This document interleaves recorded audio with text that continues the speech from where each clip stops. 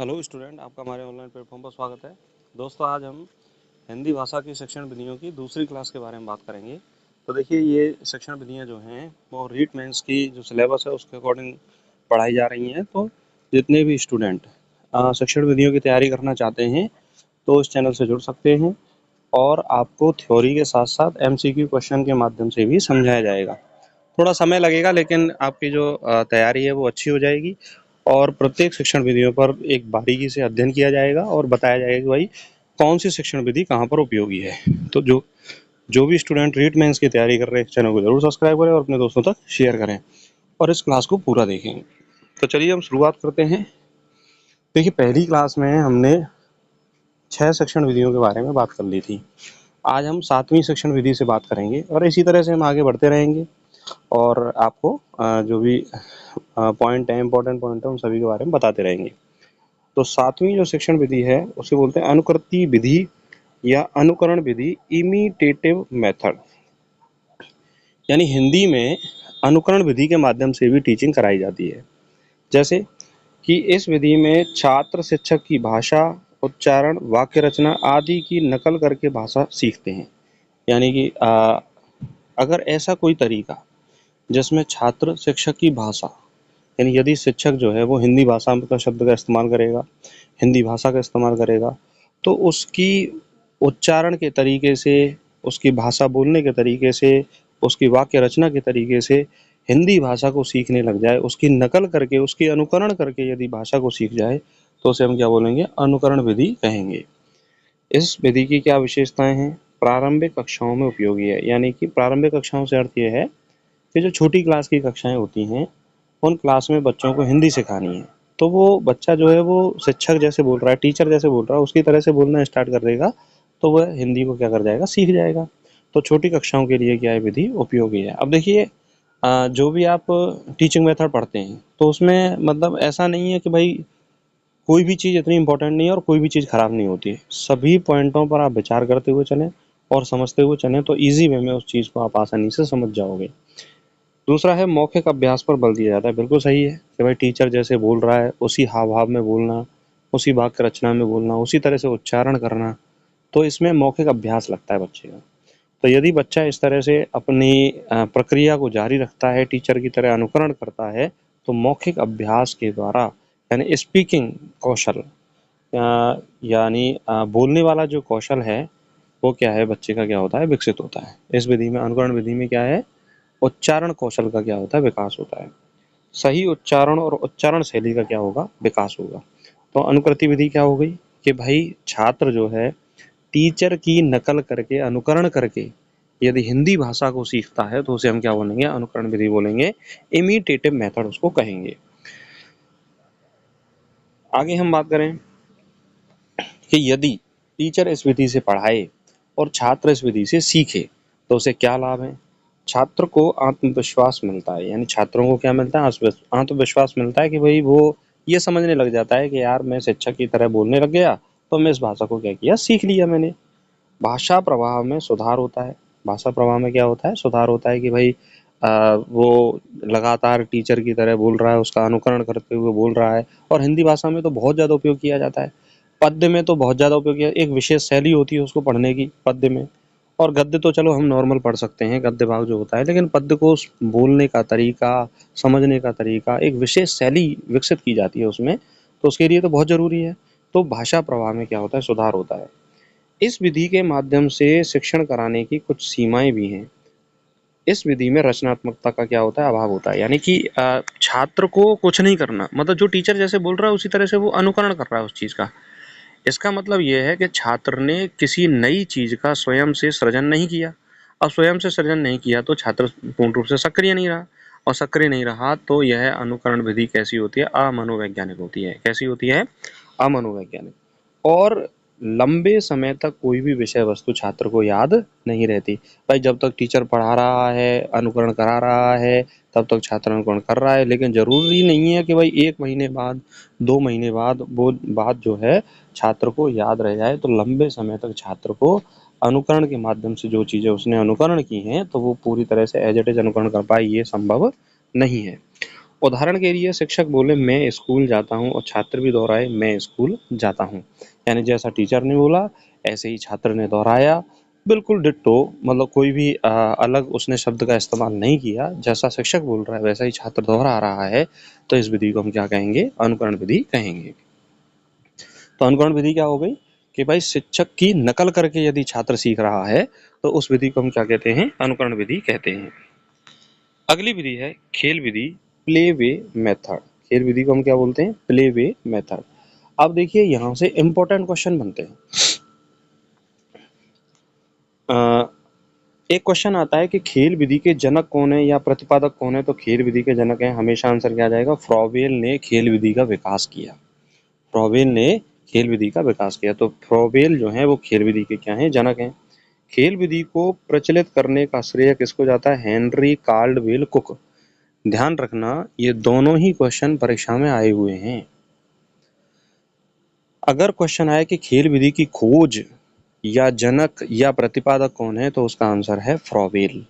और यदि क्वेश्चन ऐसा है कि खेल विधि को दुनिया में प्रचलित करने का श्रेय किसको जाता है, तो हेनरी कार्लवेल कुक। रट लेना बिल्कुल, Henry Caldwell cook. Henry Caldwell cook ने अपनी पुस्तक लिखी थी प्ले वे। अब देखिए ये तीसरा क्वेश्चन भी परीक्षा में पूछा गया। ये तीनों क्वेश्चन परीक्षा में पूछे गए हैं कि हेनरी कार्लवेल कुक की पुस्तक का नाम क्या है? Play way. इस पुस्तक में उन्होंने खेल विधि के महत्व पर जोर दिया, यानी कि हमें अगर शिक्षण कराना है तो बच्चे को खेल के माध्यम से भी हम क्या करा सकते हैं? शिक्षण करा सकते हैं। तो क्वेश्चन ये भी पूछा जा सकता है कि किस मनोवैज्ञानिक ने खेल विधि के द्वारा पढ़ाने पर जोर दिया या उसके महत्व पर जोर दिया? तो वो कौन है? Henry Caldwell Cook. तो जो खेल विधि है, खेल विधि के जनक कौन है? फ्रॉबेल हैं। और खेल विधि को प्रचलित करने वाले मनोवैज्ञानिक कौन है? Henry Caldwell Cook. अगर हम इसको खेल विधि को समझना चाहें तो बच्चों को खेल के माध्यम से हिंदी सिखाने की विधि को खेल विधि कहा जाता है। यानी कि हम कोई भी भाषा शिक्षण करा रहे हैं, चाहे वो इंग्लिश भाषा है, चाहे वो संस्कृत भाषा है, चाहे वो हिंदी भाषा है, तो यदि बच्चे को खेल खेल के माध्यम से यदि हम उसको भाषा को सिखाएं तो उसे हम क्या कहेंगे? खेल विधि कहेंगे। इसमें भाषा अभ्यास को गतिविधियों, पहेलियों, कहानी, खेल और रोल प्ले आदि के माध्यम से कराया जाता है। यानी भाषा के अभ्यास को हम कोई एक्टिविटी कराएं भाषा से संबंधित, कोई पहेलियों को सुलझाएं। तो आते हैं ना भाई, किताबों में, एनसीईआरटी किताबों में आपने देखा होगा कि पहेलियां आती हैं। अगर ध्यान से हम देखते हैं तो छोटी किताबों, छोटी क्लास की जो किताबें हैं। अब खेल विधि किसके लिए उपयोगी है? छोटी कक्षाओं के लिए उपयोगी है। भाई बड़ी कक्षाओं में तो खेल विधि के माध्यम से बच्चों को भाषा नहीं सिखाई जा सकती, बड़ी कक्षाओं में तो सीखे हुए रहते हैं बच्चे। छोटी कक्षाओं में खेल विधि के माध्यम से हम भाषा सिखाते हैं, तो वहाँ पर पहेलियों के माध्यम से या किसी कहानी को मतलब कहानी के पात्र के रूप में हम खेल कराएं कोई, उसके माध्यम से, या कोई रोल प्ले करवाएं जैसे नाटक वगैरह करते हैं, उनके माध्यम से भाषा को सिखाएं, तो उसे हम क्या बोलेंगे? खेल विधि बोलेंगे। अब इस विधि की विशेषता क्या है? देखिए अगर हम बात करें कि इस विधि की विशेषता क्या है, तो यह बाल केंद्र शिक्षण पर ध्यान देती है। यानी कि बच्चे को केंद्रित करके ध्यान देती है और बच्चा इसमें क्या होता है? स्वयं इन्वॉल्व रहता है। स्वयं इन्वॉल्व रहता है मतलब स्वयं सीख रहा है। तो इसीलिए खेल विधि क्या है? मनोवैज्ञानिक है। खेल विधि क्या है? मनोवैज्ञानिक। अब देखिए क्वेश्चन बहुत बार ये क्वेश्चन पूछे जाते हैं कि विधि का नाम दे देगा, वो कहेगा मनोवैज्ञानिक है या अमनोवैज्ञानिक है। तो ये भी क्वेश्चन परीक्षा में पूछे जाते हैं। और ये देखिए मैंने नोट्स में नहीं लिखे हुए, इन क्वेश्चंस को आप तभी सॉल्व कर सकते हो जब आप इसको पूरी क्लास को अच्छे से देखोगे और समझोगे, तभी तो आपको समझ में आएगा कि कौन सी विधि मनोवैज्ञानिक और कौन सी विधि अमनोवैज्ञानिक है। तो बाल केंद्रित शिक्षण पर ध्यान देती है, बच्चा इसमें स्वयं सक्रिय रूप से सीखता है, तो इसीलिए ये विधि कौन सी हो गई? मनोवैज्ञानिक हो गई। इसमें खेल खेल में बालक सीखता है, वातावरण सहज होता है और आनंददायक होता है। बिल्कुल सही बात है कि भाई बच्चा जो खेल खेल के माध्यम से यदि सीख रहा है तो उसका वातावरण क्या रहेगा? सहज रहेगा और उसको पढ़ने में भी क्या लगेगा? अच्छा लगेगा। तो खेल विधि के जनक कौन हो गए? फ्रॉबेल। और खेल विधि को प्रचलित करने वाले मनोवैज्ञानिक कौन है? Henry Caldwell Cook. खेल विधि के माध्यम से शिक्षण कराने के लाभ क्या हैं? देखिए इसमें बालक का रुचि और उत्साह बढ़ता है। यानी बालक जो है खेल के माध्यम से बार बार कहता है कि भाई और खिलाइए और खिलाइए, तो वो मतलब खेलने के साथ साथ भाषा को भी क्या कर रहा है? सीख रहा है। तनाव मुक्त शिक्षण होता है। अब जब बच्चा खेल रहा है तो उसको पढ़ने का कोई भी तनाव नहीं है। तो इस तरह के माध्यम से यदि हम सिखाएं तो बालक बहुत आसानी से सीखता है। इस विधि की कुछ सीमाएं भी हैं। सीमाएं क्या हैं कि समय अधिक लगता है पढ़ाने में। समय क्या लगता है? अधिक लगता है। शिक्षण में समय, बिल्कुल सही बात है भाई। संपूर्ण टॉपिक को, विषय वस्तु को या पूरी किताब को खेल के माध्यम से तो नहीं सिखाया जा सकता भाई। खेल के माध्यम से कुछ ही गतिविधियां तो कराई जा सकती हैं। तो इस विधि की पहली सीमा तो ये हो गई कि इस विधि से पढ़ाने में समय क्या लगता है? अधिक लगता है। दूसरा, अनुशासन का ध्यान रखना आवश्यक है, क्योंकि छोटे बच्चे होते हैं, कई बार हम ये देखते हैं कि छोटे बच्चे गैर अनुशासित हो जाते हैं, ऊधम करने लग जाते हैं, इधर उधर घूमने लग जाएंगे, खेल के बजाय एक दूसरे से झगड़ा करने लग जाएंगे। तो उसमें अनुशासन बनाए रखना बहुत जरूरी होता है, जो कि एक कठिन कार्य है बच्चों के लिए। भाई बच्चों में अनुशासन बनाना बहुत कठिन हो जाता है। उदाहरण के लिए शब्द रचना का खेल, वर्ण क्रम का खेल आदि के माध्यम से यदि हम शिक्षण कराएं तो बालक जो है वो शब्दों को सीख जाएंगे, वर्णों को सीख जाएंगे। वर्णों के क्रम मतलब जमाते हैं कि भाई तुम क्रम से वर्णों को जमाओ, या इन वर्णों के माध्यम से शब्दों को लिखो। तो उसे हम क्या बोलेंगे? शब्द रचना या वर्ण क्रम के खेल के माध्यम से बालक जो है वो सीख जाते हैं। तो ये हुई आपकी खेल विधि। अब नेक्स्ट विधि के बारे में हम बात करते हैं, सृजनात्मक विधि, क्रिएटिव मेथड। अगली हिंदी की शिक्षण विधि का नाम है सृजनात्मक विधि, क्रिएटिव मेथड। हम धीरे धीरे पढ़ेंगे, आराम आराम से पढ़ेंगे, ज़्यादा कोई जल्दबाजी हमें है नहीं। मुझे पढ़ाने में जल्दबाजी नहीं है, तो आपको सीखने में भी जल्दबाजी नहीं होनी चाहिए। तो सृजनात्मक विधि क्या है? देखिए, सृजनात्मक विधि के जनक हैं एलिस पॉल टॉरेंस। ये भी इंपॉर्टेंट क्वेश्चन है परीक्षा की दृष्टि से। सृजनात्मक विधि के जनक कौन है? एलिस पॉल टॉरेंस को सृजनात्मक विधि का जनक कहा जाता है, जिन्हें आधुनिक रचनात्मकता का जनक भी कहा जाता है। तो क्वेश्चन दोनों तरह से पूछा जा सकता है आपसे। अब ये देखिए, आधुनिक रचनात्मकता का जनक तो क्वेश्चन हो गया साइकोलॉजी के अकॉर्डिंग, क्योंकि बहुत सारे साइकोलॉजी के टॉपिक्स में क्रिएटिविटी, सृजनात्मकता टॉपिक होता है। तो उसमें जो क्रिएटिविटी में ये आता है, टॉरेंस परीक्षण के नाम से एक परीक्षण आता है। तो अगर आपसे पूछा जाए कि आधुनिक सृजनात्मकता या रचनात्मकता के जनक कौन है, तो वो है एलिस पॉल टॉरेंस। और सृजनात्मक विधि के जनक कौन है? Ellis Paul Torrance. अब सृजनात्मक विधि क्या है? अब हम ये जानेंगे कि सृजनात्मक विधि क्या है। इस विधि में छात्रों को निबंध लेखन, कहानी लेखन, कविता लेखन, नाटक लेखन जैसे रचनात्मक कार्यों के माध्यम से हिंदी सिखाई जाती है। छात्रों से कहा, आप निबंध लिखिए और कहानी लिखिए या कोई कविता लिखिए या नाटक लिखिए। तो यदि हम छात्रों से ये कार्य बोलते हैं, तो छात्र, अब देखिए सभी छात्र एक जैसी भाषा नहीं लिख सकते, सभी छात्रों का लिखने का एक जैसा तरीका नहीं हो सकता। यानी कुछ छात्र थोड़ा कम अच्छा लिखेंगे, कुछ छात्र बहुत अच्छा लिखेंगे। तो जो अच्छा लिख रहे हैं तो वो अपनी तरफ से रचनात्मकता को प्रदर्शित कर रहे हैं। चूंकि छात्र इसमें स्वयं इन्वॉल्व है, तो यह विधि कैसी हो गई? मनोवैज्ञानिक हो गई। कैसी विधि हो गई? मनोवैज्ञानिक। तो सृजनात्मकता विधि क्या है? मनोवैज्ञानिक है। इस विधि की विशेषता क्या है कि कल्पना शक्ति और अभिव्यक्ति का क्या होता है? विकास होता है। बिल्कुल सही बात है कि मान लीजिए छात्र कोई भी चीज लिख रहा है, तो वह स्वयं सोचता है, स्वयं सोचता है तो उसकी कल्पना शक्ति का विकास होगा, और उसके लिखने के तरीके से उसकी अभिव्यक्ति का क्या होता है? विकास होता है। साहित्यिक रुझान उत्पन्न होता है, यानी साहित्य के लिए, हिंदी साहित्य भाषा के लिए, हिंदी साहित्य के लिए उसका रुझान उत्पन्न होगा। तो कई सारे लोग भी तो होते हैं ना जो स्वयं की कविताएं बना बना कर लिखते हैं, तो वह भी सृजनात्मकता विधि के अंतर्गत आता है। तो यदि बच्चे को कहा जाए कि भाई स्वयं बना के कोई आप कविता लिखो या कोई निबंध लिखो, तो ये सारी चीज़ें जो होती हैं वो साहित्य के प्रति रुचि उत्पन्न करती हैं, रुझान उत्पन्न करती हैं, और बालक को सीखने में क्या करती हैं? मदद करती हैं। इस विधि के माध्यम से शिक्षण करने के लाभ क्या हैं? देखिए, लेखन कौशल का विकास होता है। बिल्कुल सही बात है। जब छात्र स्वयं लिखेगा तो लेखन कौशल का क्या होगा? विकास होगा। आत्म अभिव्यक्ति का माध्यम है, यानी बालक अपने विचारों को प्रकट करता है। अब जब बालक किसी विषय वस्तु पर जब लेख लिख रहा है, उस पर लिख रहा है, तो अपने विचारों को क्या कर रहा है? वो प्रकट कर रहा है। और यदि वो अपने विचारों को प्रकट कर रहा है तो उसकी आत्म अभिव्यक्ति का क्या होता है? माध्यम विकसित होता है। इस विधि के माध्यम से कुछ सीमाएं भी हैं कि सभी छात्र रचनात्मक नहीं होते। मैंने देखिए अभी अभी स्टार्टिंग में जब इस विधि को समझा रहा था, तो मैंने आपको बताया था कि सभी छात्र क्रिएटिव नहीं हो सकते, सभी छात्र रचनात्मक हो नहीं सकते। कुछ कम अच्छा लिखेंगे तो कुछ बहुत अच्छा लिखेंगे। दूसरा है, अधिक मार्गदर्शन की आवश्यकता है। जब भाई निबंध लेखन कराया जाएगा, कविता लेखन कराया जाएगा, कोई नाटक लेखन कराया जाएगा, तो टीचर को मार्गदर्शन देने की क्या होती है? बहुत आवश्यकता होती है। कुछ छात्र अच्छा प्रदर्शन कर पाते हैं और कुछ छात्र उतना अच्छा प्रदर्शन नहीं कर पाते। उदाहरण के लिए, यदि मैं पक्षी होता, भविष्य का भारत जैसे विषयों पर कहानी या निबंध लिखवाना, तो देखिए स्कूलों में निबंध लिखवाते हैं ना कि भाई यदि मैं पक्षी होता या भविष्य का भारत, इसके माध्यम से यदि हम कोई कहानी लिखवाएं या निबंध लिखवाएं तो इस विधि को हम क्या बोलेंगे? रचनात्मक विधि या सृजनात्मक विधि, क्रिएटिव मेथड इसको हम कहेंगे। अगली विधि है प्रदर्शन विधि। अगली विधि कौन सी है? प्रदर्शन विधि, डेमोन्स्ट्रेशन मेथड।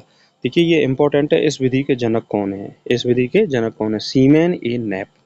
प्रदर्शन विधि के जनक कौन है? सीमैन ए नैप। ये भी क्वेश्चन इंपॉर्टेंट है।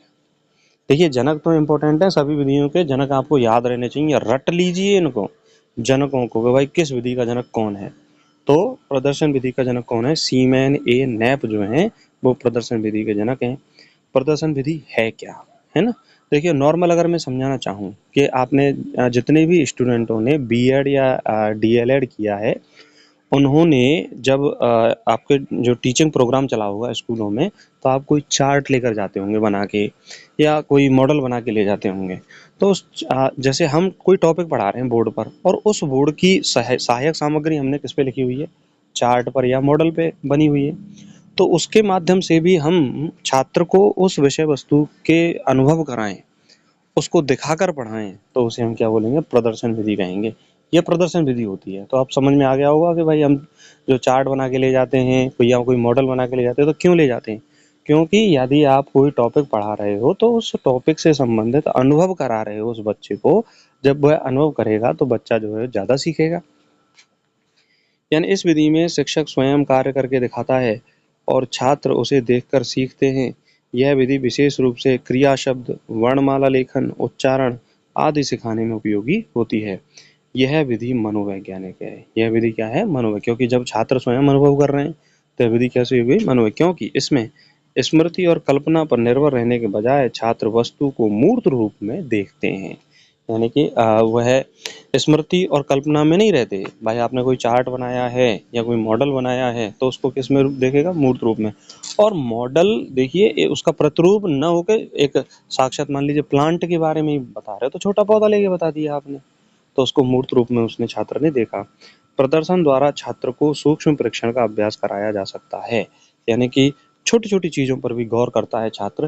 तो यदि हम प्रदर्शन विधि का प्रयोग करते हैं तो छात्र सूक्ष्म परीक्षण भी क्या कर सकता है? अपने अधिगम में ला सकता है। वो छोटी छोटी बातों पर गौर करके ज्यादा चीजों को क्या कर सकता है? सीख सकता है। तो प्रदर्शन विधि के जनक कौन हो गए? सीमैन ए नैप। आगे हम देखते हैं कि प्रदर्शन विधि से पढ़ाने के लाभ क्या हैं। तो दृश्य अनुभव से स्थायी सीख मिलती है। भाई अगर हम किसी चीज को दिखाकर यदि छात्र को पढ़ाएं तो उसे देखकर जब छात्र पढ़ता है तो उसको लंबे समय तक स्मृति में याद रहता है, तो स्थायी रूप से वो सीखता है। दूसरा, क्रियात्मक विषयों के लिए उपयोगी है। अब ये देखिए प्रदर्शन विधि किस विषय, हिंदी में इतनी प्रभावशाली नहीं है, लेकिन हिंदी में प्रदर्शन विधि के माध्यम से पढ़ाया जा सकता है। ये विधि होती है जो वैज्ञानिक सब्जेक्ट हैं, जैसे आपका विज्ञान हो गई, ठीक है, गणित हो गई, तो वहाँ पर भौतिक विज्ञान, रसायन विज्ञान, जीव विज्ञान, इन सभी विज्ञान जैसी विषयों में, मनोविज्ञान ही हो गई, तो उन विषयों में यह प्रदर्शन विधि क्या होती है? लाभदायक होती है। उदाहरण के लिए जैसे शिक्षक क कैसे लिखा जाता है बोर्ड पर लिख कर दिखाता है और छात्र उसका अनुसरण करते हैं, तो उसे हम क्या बोलेंगे? प्रदर्शन विधि। क्या कहेंगे? प्रदर्शन विधि। तो वर्णमाला के लिए, उच्चारण के लिए प्रदर्शन विधि क्या होती है? उपयोगी होती है। अब हम बात करते हैं आपकी सबसे फेवरेट विधि, आगमन और निगमन विधि। खूब पढ़ते हैं आप, जब आप बीएड करते हो, डीएलएड करते हो, एसटीसी करते हो, तो वहाँ पर खूब पढ़ते हैं आगमन विधि और निगमन विधि। तो इनको हम एक साथ पढ़ेंगे और आने वाली जो अन्य टीचिंग क्लासेज होंगी, यहाँ पे देखिए मैं शॉर्ट में समझा रहा हूँ इसको, लेकिन जो अन्य शिक्षण विधियाँ होंगी, जैसे विज्ञान की शिक्षण विधियाँ आएंगी आपकी, या सामाजिक अध्ययन की शिक्षण विधियाँ आएंगी, तो वहाँ पे मैं डिटेल में इनको समझा दूंगा। लेकिन आज भी यदि हम छोटे शॉर्ट रूप में भी समझेंगे तो भी हम इसको बहुत अच्छे से सीख सकते हैं। जैसे सबसे पहला क्वेश्चन ये है कि आगमन और निगमन विधि के जनक कौन है? अरस्तु हैं। ये पहला क्वेश्चन हो गया। ये भी क्वेश्चन इंपॉर्टेंट है, कई परीक्षा में पूछा जाता है कि आगमन विधि और निगमन विधि के जनक कौन है, तो इसके जनक कौन हो गए? अरस्तु। अब हम पढ़ेंगे आगमन विधि क्या है। आगमन विधि इंडक्टिव मेथड। आगमन विधि क्या है? Inductive method. यानी कि जब पढ़ाते समय उदाहरण पहले दिए जाएं, आसपास के उदाहरण दिए जाएं और उनसे निष्कर्ष के रूप में एक नियम बनाया जाए, तो उस विधि को हम क्या कहेंगे? आगमन विधि। इस विधि में पहले उदाहरण दिए जाते हैं, फिर उदाहरणों के आधार पर नियम समझाए जाते हैं। यह विधि व्याकरण पढ़ाने के लिए बहुत अच्छी है क्योंकि छात्र खुद नियमों को खोजते हैं जिससे वे उन्हें बेहतर तरीके से समझ पाते हैं। अब परीक्षा में क्वेश्चन ये नहीं पूछा जाता, चलो ये तो समझ में आ गया कि भाई आगमन विधि में उदाहरण पहले देंगे, उनसे निष्कर्ष के रूप में एक नियम बना लेंगे। क्वेश्चन ये पूछा जाता है कि आगमन विधि मनोवैज्ञानिक है या अमनोवैज्ञानिक। अब आपसे सीधी सीधी बात है, जब छात्र स्वयं क्रिया कर रहा है तो विधि कैसी हो गई? मनोवैज्ञानिक। आगमन विधि कैसी हो गई? मनोवैज्ञानिक, क्योंकि इसमें छात्र सक्रिय रहकर क्या करता है? सीखता है। दूसरी विधि है डिडक्टिव मेथड, निगमन विधि। निगमन विधि में क्या होता है? पहले नियम बताए जाते हैं और उसके आधार पर उदाहरण प्रस्तुत किए जाते हैं। इसमें पहले नियम बताए जाते हैं, फिर उन नियमों को साबित करने के लिए उदाहरण दिए जाते हैं। यह विधि उन छात्रों के लिए ज़्यादा उपयोगी है जो पहले से ही भाषा के नियमों से परिचित हैं। तो इसमें छात्र को कोई काम नहीं करना पड़ा, पहले से जो नियम था उसी के आधार पर उसने क्या कर लिया? उदाहरणों को रट लिया। अब जब छात्र स्वयं कोई कार्य नहीं कर रहा, निष्क्रिय रूप से उसको बने बनाई सारी चीजें मिल गई, तो उस विधि को हम क्या बोलेंगे? निगमन विधि। क्या बोलेंगे? निगमन विधि। अब देखिए, निगमन विधि में जब छात्र सक्रिय रूप से काम नहीं कर रहा तो कैसी होगी? अमनोवैज्ञानिक। कैसी होगी? अमनोवैज्ञानिक। अब इसको मैं एक नॉर्मल एग्जाम्पल के रूप में समझाऊंगा आपको कि मान लो शिक्षण विधियों को आप कई किताबों के अध्ययन करके स्वयं नोट्स बनाए, तो वो विधि हो गई आगमन विधि। क्या हो गई? आगमन। मतलब आपने ऑनलाइन यूट्यूब क्लास भी देखी साहब, कोई गाइड भी पढ़ी आपने, कोई रेफरेंस बुक भी पढ़ी, और उनको पढ़ने के बाद फिर अपनी एक नोटबुक में नोट्स बनाई, तो उसे तो बोलेंगे आगमन विधि। यानी आपने बहुत सारा कार्य किया, तब जाके आप एक निष्कर्ष पर पहुंचे, तो इसे हम क्या कहेंगे? आगमन विधि। दूसरा, आपने डायरेक्ट ही नोट्स के माध्यम से पढ़ लिया, जैसे मैं आपको पढ़ा रहा हूँ, आपको नोट्स आपके सामने दिखाई दे रही हैं, तो आपने डायरेक्ट नोट्स के माध्यम से पढ़ लिया। अब आपने क्या किया भाई? जो नोट्स थी बनी थी उनको सीधा सीधा पढ़ा और समझा और उनको रटा, तो ये कौन सी विधि हो गई? निगमन विधि। आपने कोई अतिरिक्त कार्य थोड़ी किया, कार्य तो मैंने किया ना। तो यह निगमन विधि हुई। और निगमन विधि में क्या होता है कि छात्र स्वयं कार्य नहीं करता, इसीलिए वह कैसी होगी? अमनोवैज्ञानिक। तो आगमन विधि तो होती है मनोवैज्ञानिक और निगमन विधि होती है अमनोवैज्ञानिक। कैसी होती है? अमनोवैज्ञानिक। तो आप इसको याद रखें। अब हम बात करते हैं कहानी कथन और नाटक विधि, story telling and drama method.